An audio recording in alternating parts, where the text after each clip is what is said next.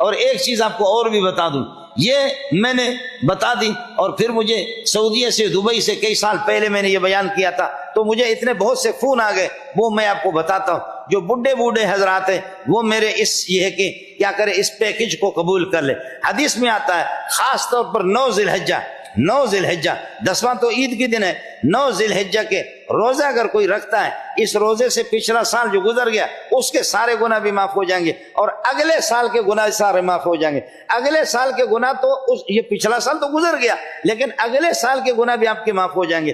اگلے سال کے گناہ اس وقت معاف ہو جائیں گے کہ اگلے سال گناہ کی نوبت آئے گی، نوبت گناہ کی اس وقت آئے گی کہ آپ اگلے سال زندہ رہیں گے۔ تو اس لیے گارنٹی کے ساتھ آپ روزہ رکھیں 9 ذی الحجہ کا، 9 دن مکمل رکھیں، نہیں تو کم از کم پھر یہ کہ 8 اور 9 کا روزہ رکھیں۔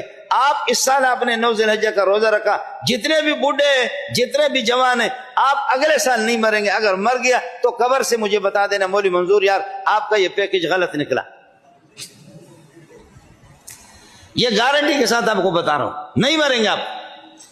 اس لیے کہ وعدہ کیا ہے؟ وعدہ یہ کہ فرماتے کہ سیام عرفہ، سیام یوم عرفہ، عرفے کا جو روزہ ہے 9 تاریخ کا، یکفر السنۃ التی قبلہ والسنۃ التی بعدہ، پچھلے سال کے گناہ بھی معاف، تو پچھلا سال تو گزر گیا، جتنے معاف ہوں گناہ کیا اپنے وہ تو معاف، لیکن اگلے سال کے بھی گناہ معاف۔ اگلے سال کے گناہ اس وقت معاف ہوں گے کہ اگلے سال تک آپ زندہ رہیں گے پورا، اور زندہ رہیں گے، گناہ کی نوبت آئے گی تو پھر وہ معاف ہو جائیں گے، اور اگر آپ اس سے پہلے مریں گے تو اگلا سال پورا کس طریقے پر ہوگا۔ اس لیے میں عرض کر رہا ہوں کہ اگر آپ یہ 8-9 کو رکھیں، 9 دن مکمل اگر روزہ نہیں رکھ سکتے، 8-9 کو اگر آپ رکھیں تو انشاءاللہ آپ اگلے سال نہیں مریں گے، چونکہ مجھے اور آپ کو مرنا نہیں ہے، دنیا کے ساتھ چمٹ جاؤ، یہاں پر مرنا نہیں ہے ہمیں۔ ادھر کہاں ایک بزرگ تھا، وہ ایک وظیفہ ہمارے بزرگ بتاتے ہیں کہ صبح سویرے آدمی لقد جاءکم رسول من انفسکم عزیز علیہ ما عنتم حریص علیکم بالمؤمنین رؤوف الرحیم فإن تولوا فقل حسبی اللہ لا الہ الا هو علیہ توکلت وهو رب العرش العظیم۔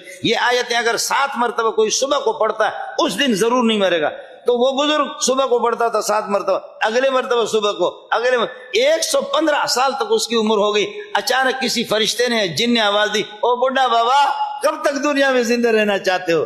کب تک؟ کبھی ہمارے پاس آیا کرو، اس دنیا میں اتنا مزہ نہیں ہے جتنا ہمارے پاس۔ تو وہ بزرگ غریب رونے لگے کہ بھائی میں روزانہ آیتیں پڑھتا ہوں کہ میری جان بچ جائے، لیکن چلو کل سے یہ وظیفہ نہیں پڑھوں گا۔ کل سے اس نے وظیفہ پڑھنا چھوڑ دیا، وہ چلے گئے۔ تو جو حضرات جن کو مرنے کا شوق نہیں ہے، اس دنیا میں رہنا ہے، میں نے آپ کو بتایا کہ بہترین قسم کا گفٹ آپ کو بتایا کہ آپ یہ وظیفہ کریں، روزہ رکھیں، 8-9 کو آپ نہیں مریں گے۔ اور اگر آپ مر گئے تو قبر سے ٹیلی فون کر کے مجھے بتا دینا کہ مولوی منظور ہم نے جو ہے نا آپ نے نسخہ غلط بتایا تھا۔ اللہ آپ کا حامی ہو۔